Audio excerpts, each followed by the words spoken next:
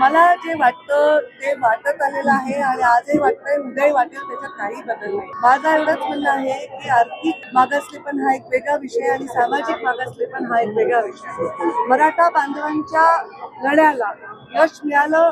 देवेंद्र फडणवीस मुख्यमंत्री आहेत, त्यांनी एक असा जी.आर. दिलाय जेणेकरून आंदोलनकर्त्यांचं समाधान झालेलं आहे. त्याचबरोबर त्यांनी ओबीसीची कमिटी देखील गठीत केलेली आहे, जेणेकरून ओबीसीवर अन्याय होणार नाही असेही पावलं उचलली जाणार नाही.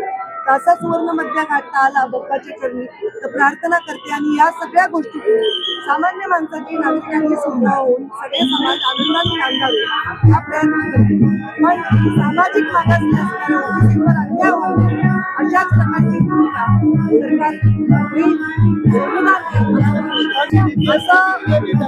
असं त्या जी.आर. मध्ये जी कमिटी मराठा आरक्षणाचं कामकाज बघत होती त्यांना त्यांचं असं म्हणणं नाही आहे. आम्ही ते तपासून पाहू. कसं असेल तर 2 महिन्याचा वेळ आहे आम्हालाही कमिटीचा अभ्यास करायला. ओबीसीवर अन्याय होऊ देणार नाही याचा नक्कीच आमचा शब्द उघडलेला असेल.